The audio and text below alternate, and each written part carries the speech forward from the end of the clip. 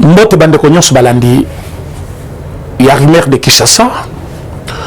Tozali na mawa mingi ya ko annoncer bino la mort de notre frère, grand frère,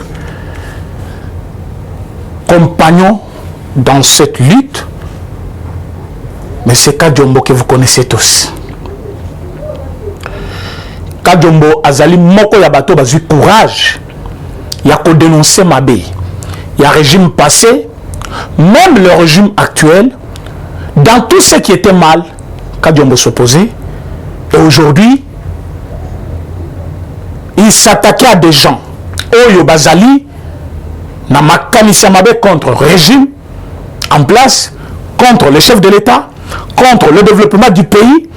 Batuyo Sobayaki na idée ya Mabé contre le pouvoir Oyo. Papa Kajombo a téléméra bango. Si je l'appelle Kajombo, c'est parce que c'est un nom. Il est mon grand frère. Azali collègue Nalit, Azali compagnon, mais Azali aîné na nyonso, na mbula, na classe atanga ki avambiso, na nyonso ya sala vambiso, azaki na historique moko donc oyo tokoki ko na ebite so tokoki tisango na niveau nini pour que bato bayoka. Oyo azalaki. Mais lelo na kosala ba révélation ya liwa ya papa Kajombo. Kajombo akufite parce que ko bala mwasi ya bato. Kajombo akufite parce que akeko yiba. Kajombo akufite parce que asali théâtre.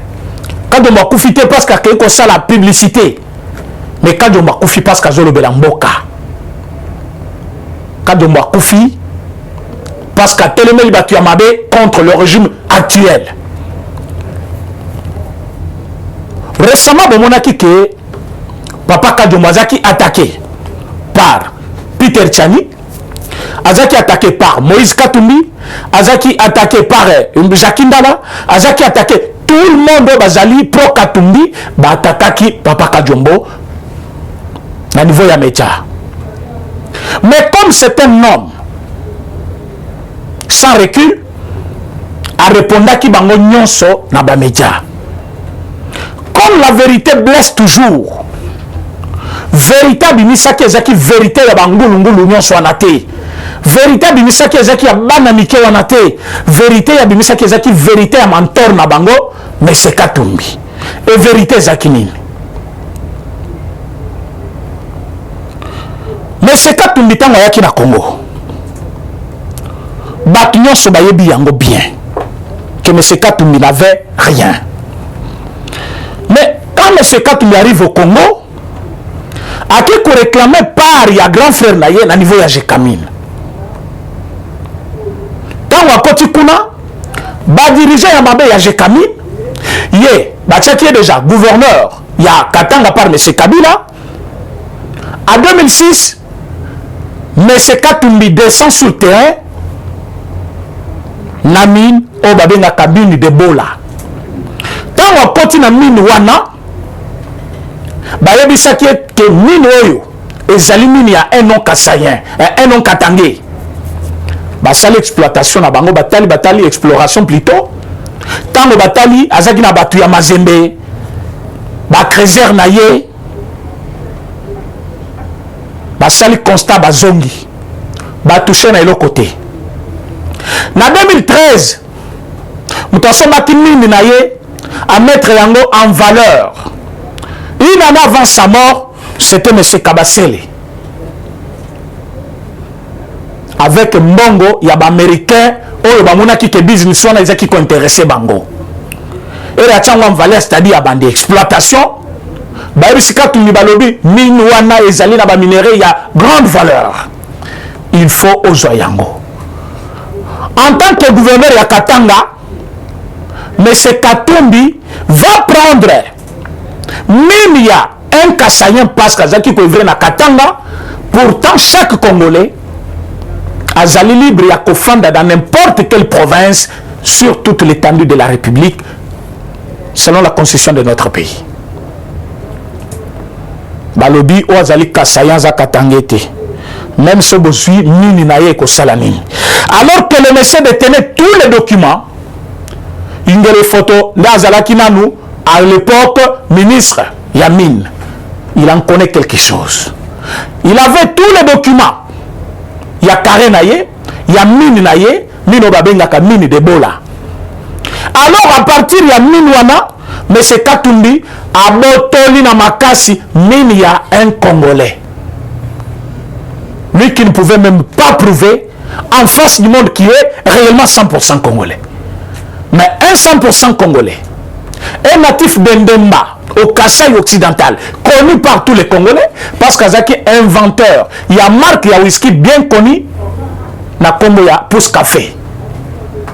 Mais c'est Kabassel Nazaki, propriétaire, il y a usine, ouais, Bimisa whisky, tout ça, Kobenga Pousse Café, et Pousse Café, bon, Bignon Soke, et Zaki invention, il y a Zahir, et Zaki Kotamula partout dans le monde, avec comme marque Made in Zahir. Donc, tokoka qui peut causer la fière, que tu as un whisky va produire dans le Congo, comme on a Pousse Café. Mais un monsieur qui venait des Zambie, un monsieur dont les Congolais jusqu'à aujourd'hui se battent pour sa nationalité, à Botol Minwana, et le monsieur n'a pas survécu na Kouana. Alors qu'il y avait des milliers de dollars investis là-bas, alors qu'il y avait des minéraux toutes sortes là-bas, parce que le monsieur a connu beaucoup de difficultés avec le régime Mobutu parce qu'il était kassaïen. Bino batu bozali kolobela tribalisme lelo. Et bon bozali ki wapi. Mais ce Kabasele a subi tout parce qu'il était kassaïen. Et M. Kabasele a accepté tout. Mes âmes comme Achaki Loboko, Naba Kambunaye, il a déclassé commerce, il y a Pousse Café, il a invention, il a commencé l'exploitation. Comme à Somaki, Mini Naye, Katumbi à Botoli, à Bandiko exploitant na Makasi, il a d'abord envoyé des créateurs na Makasi, oh Babotoli Biloko Naye, Babuki Biloko Naye, Fortune Naye, Ezaki Nakati Abandako, Babotoli, Bayibi, Bakimi, Bakenango, Balobi c'est un louba, Azali Katangete. Bakoti Nakati Aminwana, Basanyo Sobakoke Kikosala. Et à la fin, le monsieur n'a pas supporté les coups, il est mort. 2014-2015. Quand le monsieur est mort, dossier naïe est tambola partout. Mais avant Koufa d'abord, il a porté plainte. Chauki tous les témoins, il est là. Il a même écrit dans le gouvernement provincial. Il a écrit dans le parquet, dans le niveau de Kipuisi, Batikala ko salelo comme côté. Même Kabila, Kitaki na Katanga pour dire Katanga n'est pas un pays. Mais c'est Kabila que vous voyez. Même quand il était président aussi, Katanga se comportait comme si c'était un pays. Et à cause de cela, résolution soit résultat malonga, ou Kabase la coca qui cause pour na mini naye et zomakate. Moi si naye bana naye, ils ont ce dossier-là à main jusqu'aujourd'hui. La justice congolaise a ce dossier-là jusqu'aujourd'hui. Quand le cas de Bandi ko s'attaquer à Bakassayen, Abandi Koti na Batunaye Baboma Bakassayen, Abandi Koti na Batunaye, Badouate Kajombo, mais ce Kajombo a répliqué na Kolamusa dossier wana. Comme Katumbi sait que dossier wana, et Kokot c'est prison. Comme Katumbi a dit que dossier wana, et Kokot c'est Moboulou, a Koki même Kozonga na Mboka na Bango, Kajomba supporter qui a moté. Nani, Katumbi a supporter qui a moté. Babandi Kotinda, ba menace, ba message de mort. Babandi Kotinda Makambu. Mouyambo qui est aujourd'hui un homme libre. Il est en prison. Bozana ba lettre ya ndenge na ndenge oyo. Mouyambo komaki pour un problème ya mine ya mbola oyo mais c'est Kabasele. Tant le bela qui yango, il a dit que dans toute vérité, monsieur Katumbi ne méritait pas faire ce qu'il avait fait.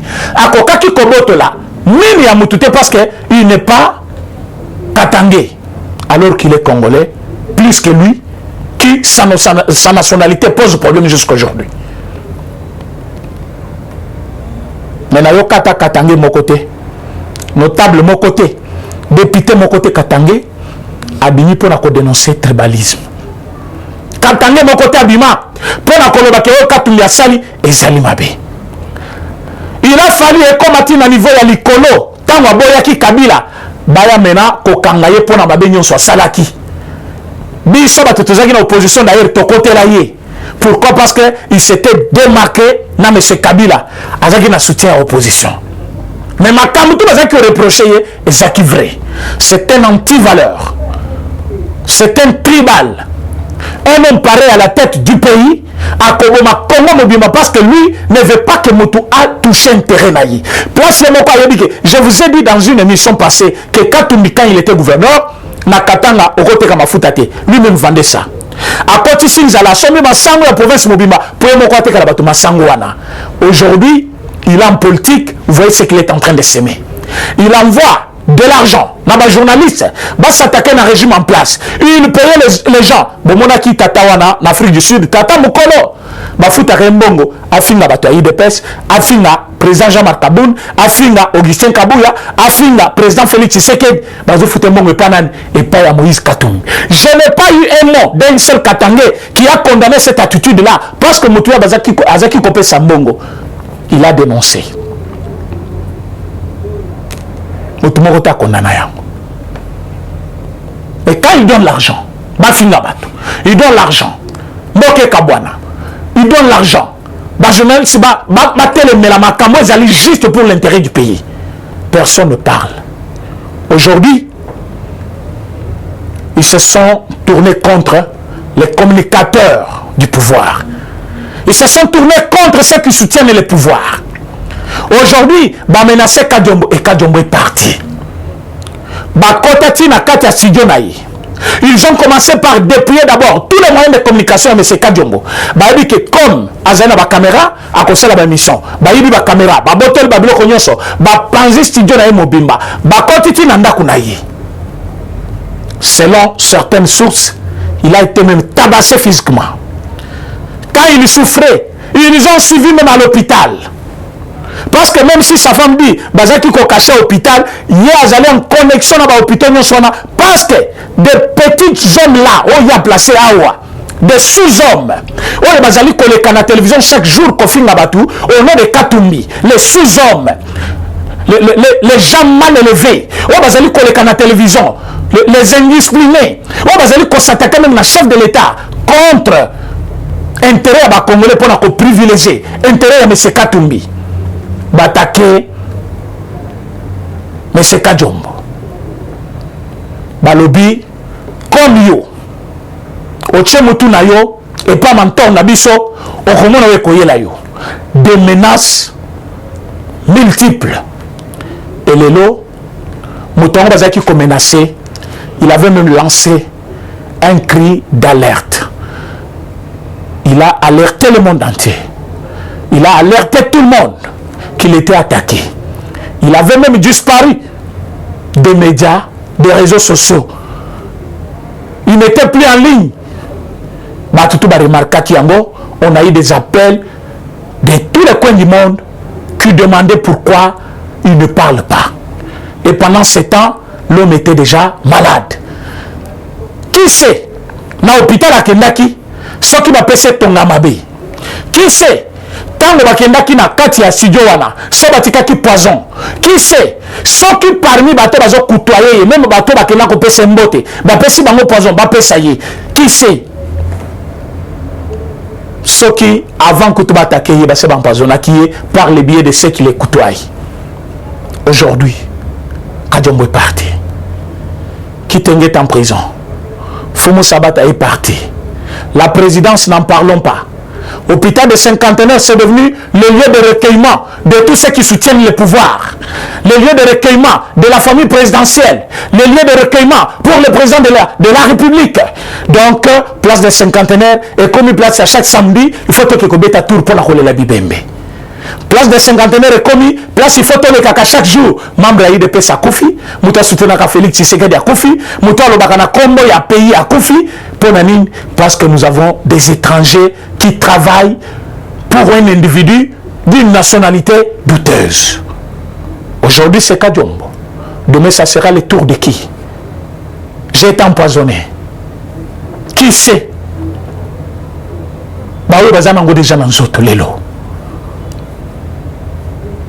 Tout le monde, bazali ba communicateur ya parti UDPS o bazali ba journaliste pro pouvoir o bazali na bonne compréhension ya ba activité ya chef de l'état ba action ya chef de l'état bazali sujet d'attaque na bandako na bango na ba lieu de domicile de travail batouana bazali objet de poursuite chaque nuit qui passe.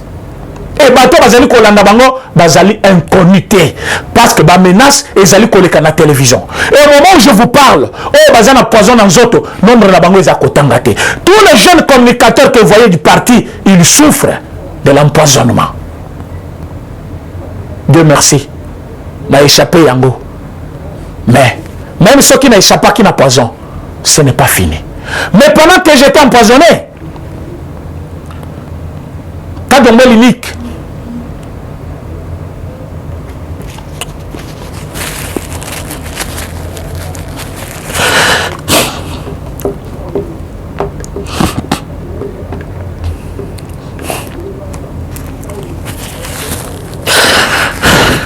Quand on m'a appelé deux fois,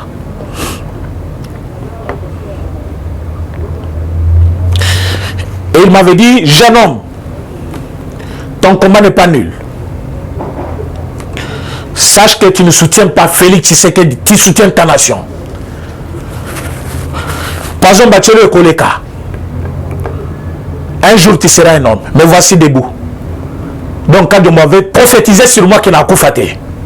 Parce qu'il avait dit, tu vas te remettre debout. Nakanisa qui appelle moi que ça suffit. Je n'avais jamais eu son numéro. Je ne l'ai jamais côtoyé avant. Natikala Robin n'a été. N'a eu place à son numéro, n'a été Tilelo. Mais au moins il m'avait appelé. Et après 3 jours ou 2 jours, je pensais que c'était fini. Par courtoisie, il m'appelait parce qu'il connaît que je soutiens la même cause que lui. Il m'avait encore appelé pour me demander comment ça va maintenant. Est-ce que place aux autres soins, est-ce que ça va? Kadjombo m'avait appelé. Paix à son âme. Paix à son âme. C'est un papa bien. C'est un homme qu'il faut respecter sa mémoire jusqu'aujourd'hui. Parce que oui, il y a Salaki. Que ça soit na Imour naï, que ça soit na la publicité naï, que ça soit partout où il était, vous sentez la responsabilité. Vous ressentez la qualité d'un homme. Et aujourd'hui, il va nous laisser une famille. Il va nous laisser les enfants. Il va laisser les chômeurs derrière lui. Qui va s'en occuper? Mais Batouana tout, ils sont des Congolais. Mais il est mort parce qu'il soutient un pouvoir. Ce pouvoir-là, il y a un président, il y a les cabinets, il y a des gens qui soutiennent ça. Makamozo comme la batunion soana, on va dire soutenir le pouvoir. Président Sango, quand ces gens-là, chaque jour, oui, à Kofi, le qu'on a empoisonné, le lot qui est en prison, qui en parle? D'abord, c'est un sujet. Nakati ya présidence wazali kokoti se na prison wa finga kingai yo bando kolati le comment la présidence ba finga yote est-ce que batunyo so ba finga yo avant la conseiller chef de l'état au kanisa bango soit le lo kanisi bango parce que ozali conseiller chef de l'état batunyo so ba finga na vie na ba équipe na okenda ka ba finga ka yote tant ozali responsable de l'équipe lokola yimana ba finga ka yote mais pour un individu qui soutient le même président que toi tu sers à l'oké malamoko nanani pour la rosala buse na yo batu bamona yo qui penyewana na kati ya prison a kota pe na pota na lokolo sone na kozwa na kati ya hôpital na prison lelo azali moko ya bato bazali ko souffrir na kombo ya parti monoke ko beta libakute ozali ko soutenir président moko na ye okoki ko sunga yete menaka Jombo est parti. Comme en décembre, qui allait parler de moi? Qui allait parler de moi? Mais cause de lesalistes. Si aujourd'hui vous pensez que c'est bien, qu'on les allie bien, les atourna yo, liana yo mengo lingi, vos alliés wana, service interne et sécurité à chef de l'État. Sécurité nationale mobile, mais ils n'avaient pas conseiller spécial en matière de sécurité. Qu'est-ce qui vous manque? Il y a identifier on va soutenir l'action du chef de l'État. Qu'on peut savoir une sécurité. Une sécurité seulement. Bateau va soutenir Mobutu. Les autres ici, on les appelait, je ne sais pas, mais pas pourquoi. Les gens qui chantaient, qui soutenaient quand même président Mobutu. Batira la pauvreté. Ba négligeant bangote. Vous n'allez pas nous dire que non, les gens pouvoir la koyibate, mais il y a des gens qui sont à la présidence là qui ne font rien, mais qui sont payés chaque mois. Mais il y a des gens qui mouillent quand même leur veste, qui les nettoient d'ailleurs dans le pressing, dans le monde, dans le mawa. Parfois, dans le monde, à Kokabela, pour la cause, il y a président, mais personne n'en parle. Personne ne fait allusion à ça. Quand il était attaqué, montrez-moi ne fût-ce qu'une vidéo. Il y a un membre de la présidence de la République. Ou le baki que comme quand on m'a attaqué, n'a que kotalaï, azate. Ne fût-ce qu'un conseiller. Ou le baki que motoyo, azakananga munabiso, toke kotala, matériel nani ni babebisi, moto azate. Awa tozoloba. Nous avons plus de 100 000 personnes qui ont été la chaîne. Matériel, vous côté, sont maté, gens au basala kao, caméramen, journaliste, mais tous allons dans la lutte pour soutenir le pouvoir parce que le pouvoir on a tout bondé là on a opposition. Mutu mokote abenga mutu yaka olobe la pouvoir.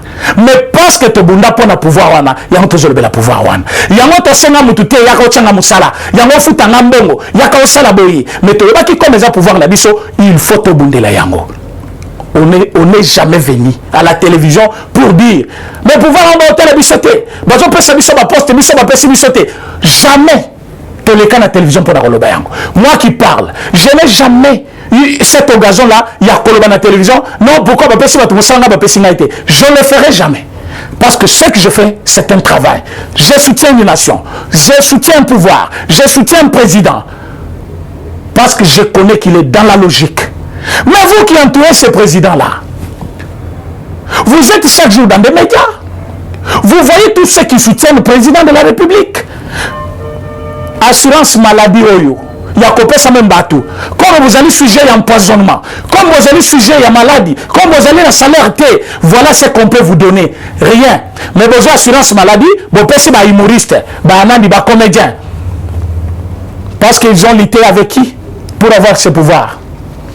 Parce qu'ils ont fait quoi? Mais en leur donnant, vous ne pouvez pas penser aussi à bateau d'alité pour le pouvoir. Il ne peut se faire partout. On n'était pas obligé de connaître tout le monde de l'UDPS dans le coin Azaraki. Ceux qui ont dit que président fédéral de tel coin. Mais les combattants de la province sont là. Soit il président de la Ligue des femmes, soit président de la Ligue des jeunes. Mais monsieur Bazaki wana na sewana, bazo soutenir le pouvoir wana. Soit qui le parfois bini, qui était à un nouveauté. Parce qu'il y a des répertoires dans le mobima. Mutu mokota koke kozana wana mutu, même yemoko Etienne Tshisekedi. Mais ceux qui battent dans les bazo bunda, bazo continuer à salir. Bilamba na bango na mutoki pour soutenir le pouvoir. Ne fût-ce qu'une sécurité. Quand Djombo est parti, n'a pas remplacé Djombo Moussousou. Quand Djombo est parti, sa famille va perdre pour toujours. Mutu mon côté à Kosala ou Djombo Zaki Kosala. Même pour sa femme, même pour la bananaye. Mais quand il était vivant là, ne fût-ce qu'une sécurité. J'étais sur la même liste avec lui. Pour la consultation. Je m'étais retrouvé sur 3 listes. Mais la liste on a zaki naie. Et cette liste, il y a bateau basale la ka. Média, il y a YouTube. Mais quand je me suis demandé comment c'est par après que j'ai appris qu'il y avait quelqu'un qui avait mis mon nom là-bas. D'accord, le bango le était parce que ça confie. Mais la liste on a tozaki na Mitterrand naya, tozaki na Gloria, tozaki na Papa Kajombo, na Papa Mokobo, tozaki 4 personnes. Mais à cause de mon état de santé, comme c'est pendant ce temps-là que j'étais, excusez-moi, empoisonné, natika la kokendete. Lelo, on s'est soutenir président Félix Azali sujet à l'attaque. Bon, mon loi elle est côté awa. Loi on a ebimini na muto IDPS ni n'est pas nani. Bon, mon Jacques Ndala. Azotu na batu yala moka ebisi bango ensemble alobi est-ce que boyebi ndako ya Noël Chani batu bandini we est-ce que boyebi ndako ya Sini Poulou batu balobi oui tango moni ke maloba binisi et qu'on construit menace moko soki likama yeli batwana il va ajouter quelque chose oui toke kota la bango pour te pesa bango mbote nzok alingi koloba to identifier déjà bandako la bango soki lo eleki to kosala bango babe mais Jacques dans le libre personne ne l'attaque personne ne l'attaque. Katumbi, il a un conseiller en matière de jeunesse. Alors, qui sont qui l'ont atteigné l'équipe, tout au robot mabango. Jusque-là, il est libre. Avec cette justice injuste, oh, le chef de l'État qualifié, justice comme à hauteur, il y a battante na été. Justice oyo. Parce qu'il a menacé Trini Mobimba. Là, c'est qui parle de tribalisme. Mais tant que bazali kokufa bazo si la présidence. Tant que bande bazali kokufa, la tribalisme est athée. Mais ce qui nous a nommé parmi Batumususu, kaka komo mulube bimi c'est fini. Kasayen. Ba tribal. Ah, parce que comme on est bimi. Ce qu'on comme on bimi parmi les nominés, tribalisme. Mais tant que bazo koufebele pour le pouvoir wana. Tribalisme est athée.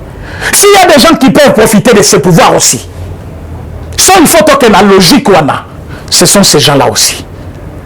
Ils étaient marginalisés à tous les plans. Entrez dans toutes les sociétés de l'État, vous verrez leur pourcentage. Vous verrez leur pourcentage.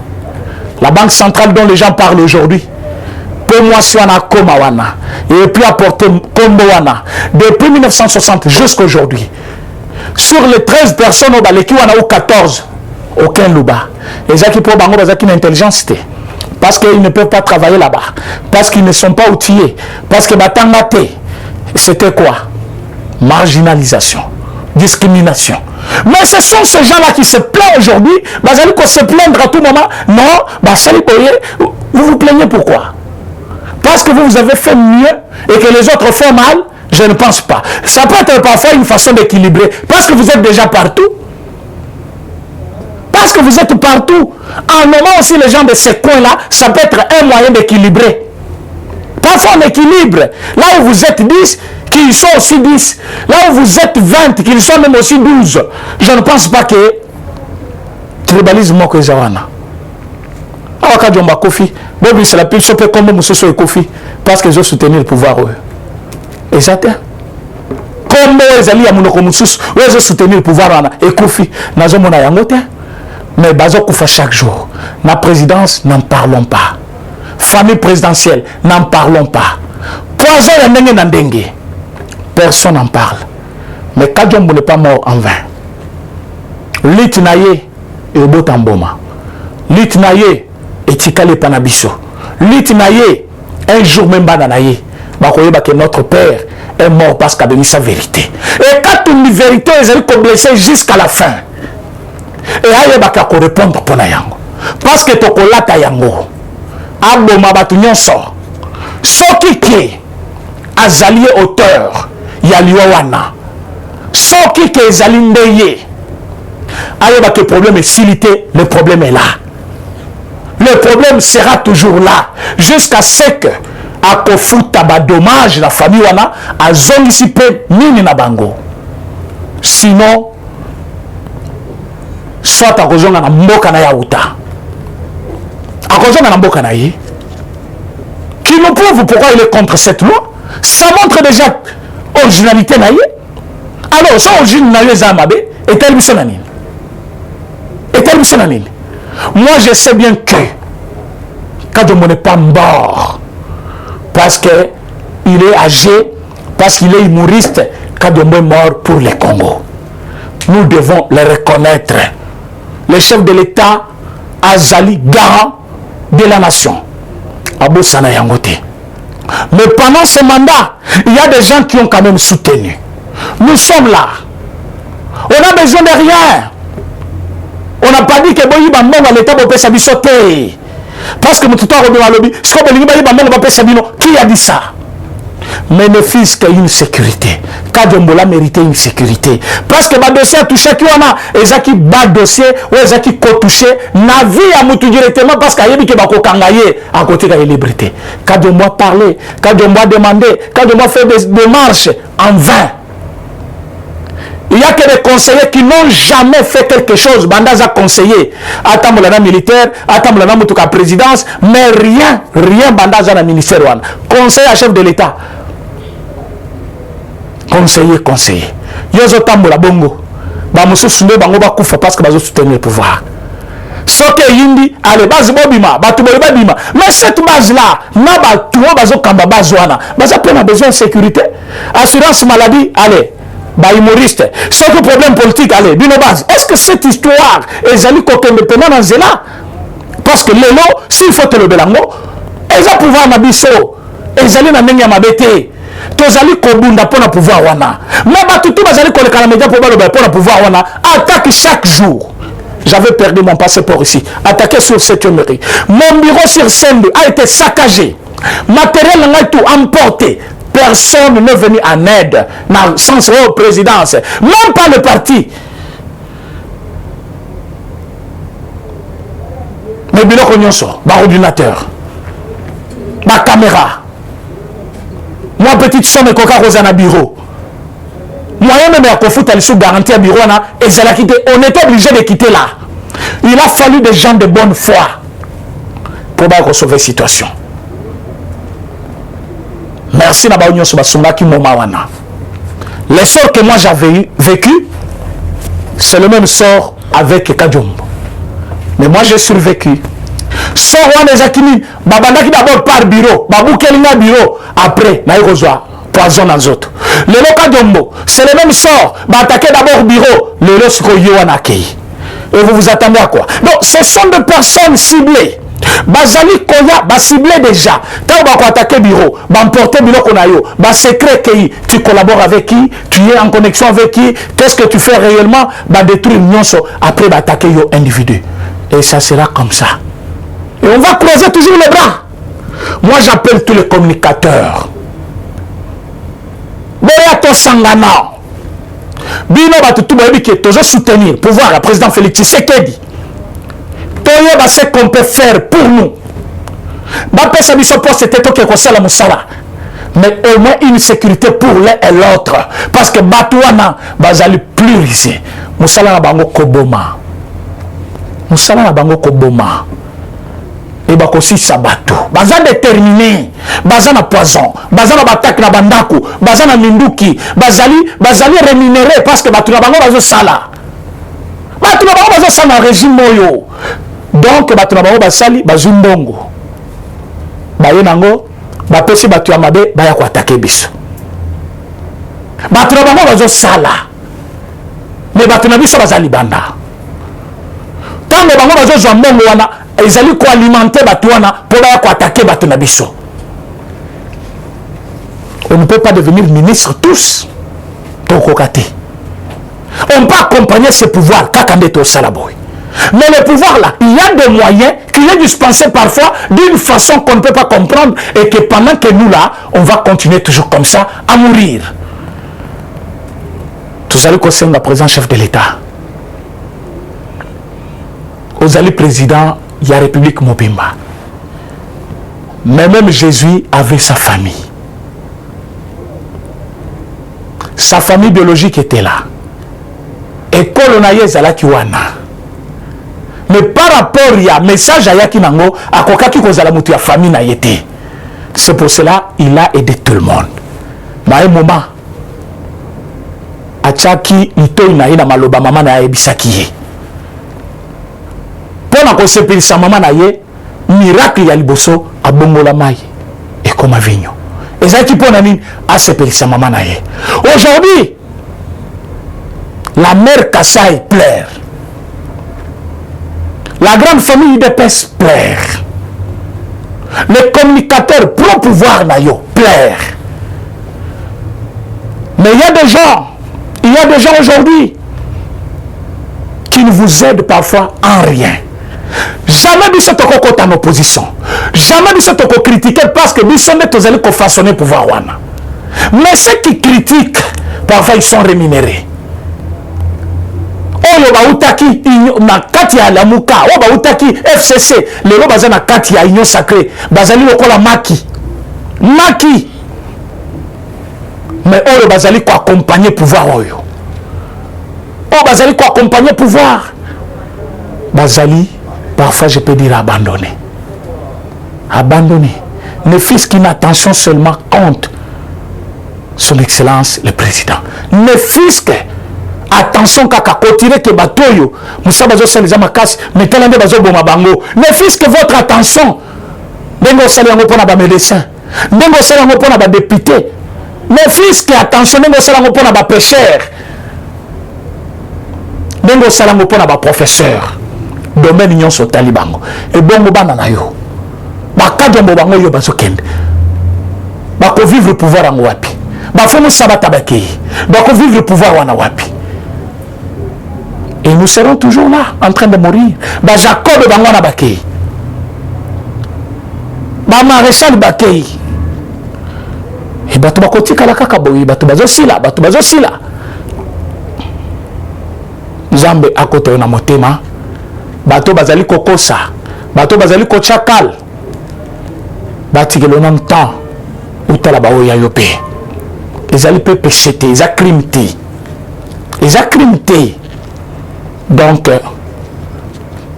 pendant la kinya papa Kajombo même bana na yo ba yibike olitaki pona Congo République démocratique du Congo ko retenir que parce que zaki très fort yango banguna basalaki mabe mais ce que ezali wa nzambe ya likolo akata likambwana soki bango bazali na kati ya likambo yo kaka lui seul il peut régler ça.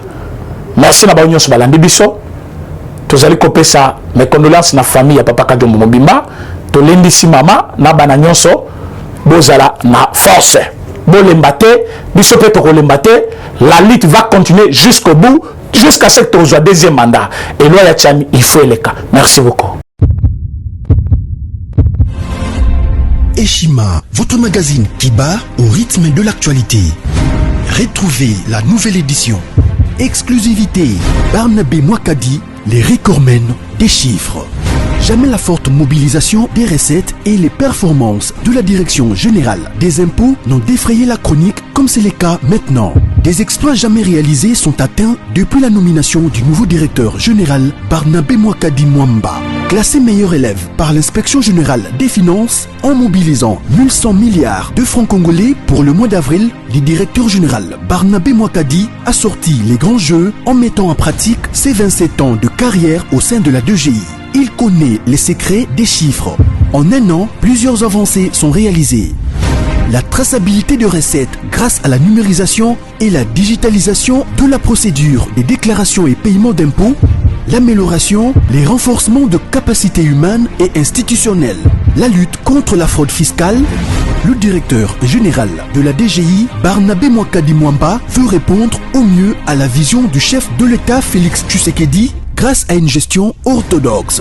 Focus, José Mpanda, blanc comme neige. Interpellé par l'Assemblée nationale, le ministre de la Recherche scientifique et innovation technologique a réussi à démontrer le réel problème de l'observatoire volcanique de Goma, mais également la nécessité pour l'exécutif et l'autorité budgétaire d'accorder à la recherche scientifique la place qu'elle mérite sur le plan budgétaire. Parité de Joseph Kasavubu à Félix Tshisekedi, les premières dames et les rôles prépondérants. Nation, Bukanga Lonzo, quelle suite après les refus de la levée d'immunité du Sénat? Enquête, l'Office congolais des contrôles se perd dans sa mission. Et Shima revient sur l'histoire des leaders africains assassinés, les forces et faiblesses de la RDC dans ses relations internationales. Culture, rituels et coutumes des Bashi. Retrouvez l'intégralité du magazine Eshima dans les kiosques. Eshima Magazine, un nouveau standard d'information.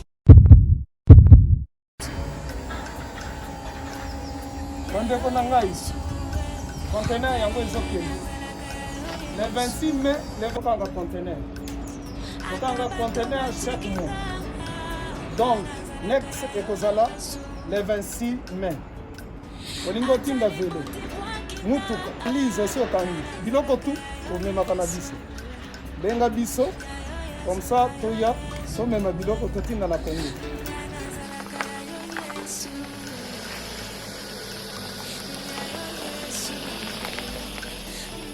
Bandeko kari yango oyo touti kozongo ezokende Kinshasa. Ozana mutuka pesa biso ezoke. Merci. Le 26 mai, mosusu ekwende. Ya 2021 otosana ngo. Donc tosala ka chaque mois. Oza besoin na carton benga biso. Biso munene yango. Moyenne yango. Bon moyenne. Yango. Na carton na biso ya muke. toza na 3 dimensions oyo nyonso olingi otinda benga biso tozozwa bavelo tozozwa bavalise mituka tozozwa donc eloko tu tozomema na Kinshasa. Merci beaucoup. Mutuka, vélo, salon, biloko andako, biloko tout tozomema. Donc, vous hésitez que vous venez à biso, nous allons la